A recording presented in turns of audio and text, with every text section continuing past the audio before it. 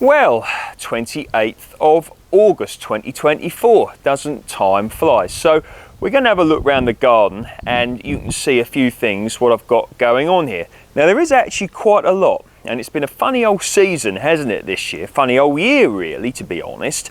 Slow start, summer never really seemed to come, and then it was here all at once, and it's still relatively warm around here. So we're expected to have temperatures low, mid 20 degrees C, so you're looking at about 70, 77 Fahrenheit. So that's still quite good considering we are nearly in September now. So anyway, let's have a look and let me know what you think. Let me know whether you agree with what I've just said. Let me know what's doing well in your garden, your allotment, or what isn't doing so well, because I'm sure myself and many other viewers will be interested as well.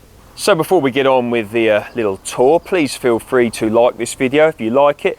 Feel free to share it with anyone you think may find it interesting or useful, and please feel free to subscribe. So we're going to the polytunnel here. Now, many of you may remember I had a lovely peach crop here, variety peregrine. That's finished now, but yeah, if you want to see how good that cropped, just go back a few videos, you should see it. Now, down here, good year for tomatoes, a bit later than normal, about a month late. Do you agree with that? But still nonetheless good. So this is a variety called Big Zac. Now they're not so Big Zac, these. I haven't given them the water they should, and also the fact they're in containers will have, or probably will have, stunted their growth a little bit. But it doesn't matter, because I'm getting some lovely tomatoes that I can use for, here you go, these are nice ones. Lovely tomatoes that I could use for salad, that I could use for cooking sauces, whatever really. So yeah, variety Big Zac, plenty more to come, some more over there. So yeah, certainly a good year for tomatoes here. So this variety Big Zac actually got the world record of world's biggest tomato. I'm certainly not going to be anywhere even close to achieving that this year, if ever, but maybe one day I'll give them more love and we'll see just what happens. So over here, now this is a variety of tomato called Cocktail Crush, and I was given this plant. I didn't grow it from seed myself, and you can see it really has set a lovely crop. So look at that, really nice. Look at those really lovely looking tomatoes there. Plenty more to come as well, and plenty more there and up there as well. So that's very nice indeed. So behind me here, I'm actually growing bitter gourds, otherwise known as bitter melons, Appalachia, and these are said to have medicinal benefits for those who have type 2 diabetes. I've grown them before. Many of my long-term viewers have seen me grow these. In fact, quite a few years ago actually that I grew these, but I've really let the vine get quite rampant. You can see here, I've let it engulf this poor nectarine tree here, variety peregrine. Now I think this poor tree is on its way out. Many of you may remember I spoke about this in a previous or indeed previous videos. But yeah, so letting this really put out some growth here, and I'm expecting to get some nice bitter melons. They're usually ready around late September, maybe even into October, and continuing on until the temperature gets cold and or the frost comes. So yeah, plenty of flowers coming now, so that's good. So a nice medicinal plant, that one, bitter melon. You might want to look into it. So there are some people that are said to shouldn't take it, so you make sure you do any research, okay, before you try anything I suggest here. So looking at the interior of the polytunnel, you really can see it is a bit crazy. So some of you might consider that this is an absolute mess, even by my standards. But really, to be honest, this year I've not really been able to give gardening the attention that I have given it in previous years, but next year I do intend to change things a little bit and rectify that. But whilst we're here, we'll focus on the positives, because there still are plenty of positives. So melons here, I've got melon plants growing. Now I actually planted plenty of melons this year. Now I actually did have a little thought, or at least it seems to have worked out that way. it just seemed to warm up late, didn't it, this year? So I thought, well, let's grow as many melon plants as possible, and then the chances are, the more plants I've got, the more likely I am to get at least a few melons. So we'll see if that happens. I do like growing melons. I've grown many in the past. Many of you have seen my melon videos, but I've got plenty of flowers. So provided the weather stays warm, I'm still confident I'll get at least one melon. So yeah, you can see if I just show you here that I've got plenty of flowers. I haven't looked too close, see how many of them are male or female flowers, but there are flowers. I will leave the pollination to pollinators. I don't have the time at the moment to be able to invest in pollinating melon plants, but we'll see what happens. So you see these beautiful grapes behind me. Got loads of grapes this year, lovely. We'll get on to the subject of grapes later on. So that brings me back on to the subject of pollinators. Just doesn't seem to be that many around this year, does there? Not that many bees. I remember in previous years when I've had polytunnels full of melon flowers, certainly hoverflies would be in there. They loved it. I don't see many hoverflies this year. In fact, I don't think I've seen any hoverflies this year. Can't say I've seen many bees in there, but there we are. So back into the polytunnel here. Now what we've got here, aubergines. So these are variety long purple. So there you go. Now I am going to get some aubergines, so I'm happy about that. There's one aubergine there. You can see they're absolutely tiny at the moment. And there's one aubergine down there. So I'll leave them on a bit longer. Obviously I want them bigger than that. But once again this year I wasn't sure if I was going to get any aubergines. You've seen me grow plenty of them before, but they tend to be more successful in warmer years, and this year it's just, you know, warmed up too late really. But if it continues warm, who knows, if it continues warm into October, even maybe November with a bit of luck, we'll just see what happens. But certainly I'm not giving up on them, and going to continue with the melons and the aubergines, and keep checking back, and we'll see what happens. So you can see here the sunflowers now, really they're more or less going they're going over now. In fact, that one there, that's definitely got seeds on it. Yeah, there we go, see that, look, seeds. Hopefully they're coming out well. So I'll probably take a few of these and save them until next year, and many of the others I'll just leave because the squirrels, and I presume the birds as well, absolutely love eating these seeds during the colder months. So it'd be nice to leave. It's nice for them, it's nice for me to watch it as well, because you know, we all like watching nature do its thing, don't we? So yeah, there we are. So that's I suspect these are variety Russian giant. I didn't know because I was given the seeds, but a very kind viewer pointed out in a previous video that these are probably variety Russian giant. Okay, so whilst we're here, let's go on to some grapes. So this is variety Muscat Blanc. So there we go, look at that. Now, this is a cutting I took quite a few, well, 4 or 5 years ago now, something like that, from an existing vine at a previous address.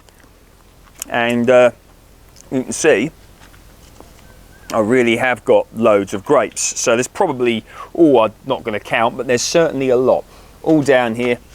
This vine was nicely trained all up this fence here, but it's fell down with the weight of the vines, the bunches, sorry, and you can see just how many there are. So really nice grape is Muscat Blanc. It has seeds, but I wouldn't let that stop you getting it. It's a good solid performer. If someone wanted a dark grape in the UK, or at least in the UK of a similar climate to what we've got round here, and this is USDA Zone 8B, I can recommend this variety. It's performed in a couple of gardens I've had it in now, and relatively trouble-free. It doesn't seem to get disease, pests don't seem to go for it too much, and it seems to be a good reliable crop year after year. Right down here, look at these. There you go. So yeah, Muscat Blanc. You want a good grape? This is the one for you, or one of them for you anyway. So we'll go behind here now, behind the polytunnel, and I've got a few more things going on there. So come with me and you can have a look as well. So I've got plenty of work to do sorting this all out when I get time to do it. But here now, this is another variety of grape I've got growing here. In fact, I've got another one as well. but we'll get in. You see these other ones I've got there, look, but we'll get into that one another time. Cool, crikey, they're delicious. Now here, this is a variety called Venus, and look at that. And there's one here as well. So look at that. So they've done very well. So regarding the difference in taste between Venus and Muscat Blot, well, we've got a Muscat Blot here. That's a bit more on the sweeter stage at the moment. We'll just pick a Venus grape. Lovely, lovely shaped grapes, aren't they? Yeah, no real preference yet, to be honest. Both nice in different ways. So the Venus, they need a little bit longer in order to ripen. But they're a nice grape, and I suspect in a week or so they're going to be absolutely delicious. So let's have a look at another grape I've got here called Suffolk Red. So here we go. Now, Suffolk Red, you can see the tiny little bunches at the moment. So these are said to be quite a hardy vine, actually. So if you live in an area where where the weather's maybe considered a bit harsh, and you want a hardy grapevine, you could look at this variety, Suffolk Red. Let's taste test them. Cool, yeah, crikey. They are incredibly sweet, they are. Probably the sweetest ones. Dare I say it, they may even be sweeter than the LEAFMOULD seedless I've got in another part of the garden that many of you know I'm so fond of. It's a different sort of sweetness actually, but yeah, Suffolk Red. In fact, all the grapes I've shown you here today, Muscat Blot, Venus and Suffolk Red, if you want nice grapes to grow in your garden, you've got 3 of them there. So you might want to look into those. And to be honest, these Suffolk Red, they're probably not even fully ripe yet. These are really, really sweet tasting. It'd be very interesting actually if I could one year grow enough of these and then maybe get a mate of mine who makes wine to make some wine out of these.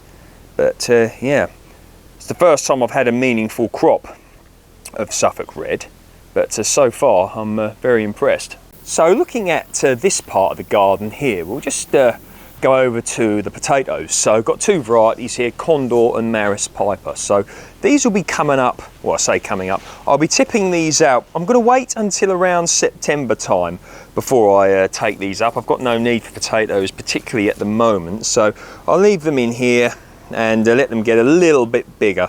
I want to grow plenty of big potatoes for baking because I'm quite fond of baked potatoes, jacket potatoes, whatever you want to call them. So yeah, plenty to come there. And you can see here, now I've got some potatoes here. These are variety Condor. They, once again, like the Condors I grew over there, these were home saved them from last year from a crop I grew. So that's quite encouraging. And what I did was I planted them in July, so they were a late planting. So all being well, provided we remain frost free, etc., I don't intend to take these out probably until October time. You know, ideally late October, even later than that if the frost stays away. Who knows what the weather's going to do this year. Can easily get frosts around here in October. But yeah, certainly looking forward to some nice crops of potatoes when I choose to tip them out. So down here, some of you may have remembered me speak of these before. Now this is Jalgalon, otherwise known, well, Jalgalon is the Chinese name I believe, and the Latin name is Gynostema pentaphyllum. There's one here, look, hopefully that's coming out well. Got one there, excuse the grass growing in amongst it. Got another one here, and I've got another one here. So if I remember correctly, it's actually a member of the squash family, so that's quite interesting, and it's known as it's called an adaptogen, which helps or can help the body adapt to stress. Do a bit of research on it. There's quite a lot out there. It's a very interesting herb to grow. I've got some actual Jalgalon tea that I bought, because obviously I'm not going to be making much tea from the amount I've got there, but I'm planning to introduce this to the garden next year. So even if I take my strongest specimen here, I bought these plants, they were really tiny, but they've really grown slow. It's only now that they've really started to put out any growth, or the last few weeks anyway. So presuming they're going to take a bit of time, but yeah, so they're good. Where did I get the idea to grow them? Many people have probably heard me say this already. It was from a man called Joe Hollis, and I watched a video last year. He's in North Carolina, sadly, he's no longer, he died, which is really sad. He was in North Carolina in the US, and I came across him on the Peter Santinello channel, which was recommended to me by a friend, the video, and I saw Joe on there growing this, and Joe was growing many other things. Real sad that he died, actually, you know, because the guy really had a lot of knowledge. I mean, you want to watch, in fact, I tell you what, I'll link that video in the description box below, and if you're interested, watch it, because he's growing some fantastic things out there, very, very interesting, and I presume the climate there is not really much different to what's here. So a lot of what he's growing there, I presume, is quite relevant here, so that's also quite encouraging. So we'll go over here, apple variety Worcester Pearmain, and let's see what we've got. Oh baby, look at them. It's been a beautiful year for apples. I mean, look at that. I mean, if that is not a nice apple, then I genuinely don't know what is. How have the apples done where you are this year? Any good? Because here they have been positively fantastic, and you know, most of them are gone now, and these are just what's left. But with what's left, oh, okay, look how they just peel away, look, from the plant there. Gorgeous. So we'll go over here now and we'll look at this lovely apple tree. So this is variety Gala, which I actually purchased from Aldi a few years ago. It was probably quite a few, 7 or 8 years ago, maybe a bit longer. And actually it cost me a massive £4 at the time. So I don't think these are quite, I mean, look at that for an apple, look. I don't think these are quite ready yet, but let's, oh no, I'm going to leave that one just in case. Let's pick a small one and just see where they are in stages of readiness. Nice little baby apple. Let's try it.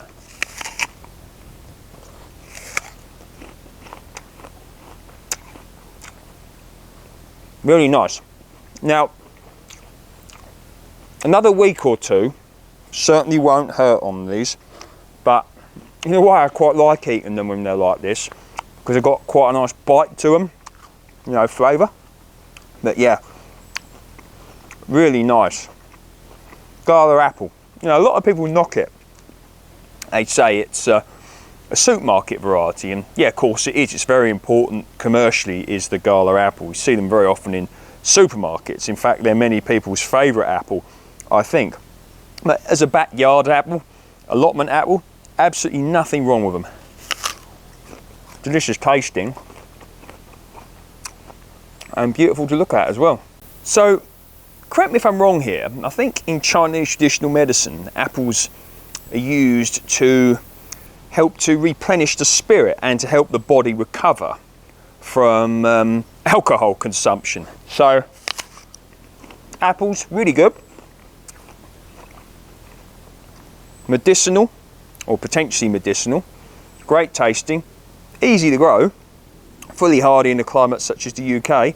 Why not get yourself a small tree? But first, over here, you can see that's where the grapevine I'm going to show you originates from. So I actually took a cutting of this a few years ago. So home taken cutting, look at that, beautiful. I remember one year it broke and I had to repair it with grafting tape, and there it is. So it goes all the way up here and it grows into the canopy of this Jubilee plum tree. So let's have a look. Hey, now let's go around here. So you can see what I've got, loads and loads and loads of grapes. Now these will not be ready yet. These are Lakemont seedless. Now year upon year I sing the praises of the variety Lakemont seedless. It's a US variety, very sweet, very tasty, almost honey sweet when ripe. Don't really give you any problems in regards to pests, and apart from a few squirrels, things seem to leave them alone. Yeah, definitely not ready yet. So I've got loads of grapes here. I mean, I'm just a quick count, there's in excess of 20-25 bunches of grapes here. There's more that I've allowed to sort of grow into a tree almost, into the canopy of this tree here. And as I move over here and look, yeah, I really need to prune some of these. You can see here, look, loads upon loads of grapes in there all over the show. And once again in here as well, so plenty. Yeah, in here, look, absolutely loads. Look at them, look, beautiful. So many. I reckon I've got, crikeys, I must have over 100 bunches of grapes here all together. Yeah, loads more in there, look. And they continue off all the way down here. So just a few little things where I've had space. I've just stuck in the odd tomato plant, you know, in pots like that. Look, got an apple tree growing in there, and I just stuck some spare tomato plant I had. So literally, in a way, at this time of year, my garden is kind of like a sort of foraging place, really. I can just sort of walk around here anytime I want to pop out here and literally just feed myself from my own garden. I pulled some carrots the other day. You might want to check that video out. It was the last video I put up. So got food like that. Got more little tomatoes here. Got some echinacea down here. It's going over now. Once again, I saw Joe Hollis growing this, and that's what inspired me to grow it here. We'll just nip behind here. So what I've got here, this is a variety of grape called Rhea, and this is a Slovakian variety. And there we are. So these tend to ripen a little bit later. So there we are. Weren't particularly successful last year. They got a fungal disease. I know they can be grown in this country because I was working for a chap a few years ago and I saw he was growing them in his garden, so maybe that was just one of them things. But we'll see later in the year how this variety Rhea does. But once again, plenty of bunches of grapes here, and just in case any of you have not worked out, there is no shortage of grapes here. Anyway, thanks for your time. See you in the next video.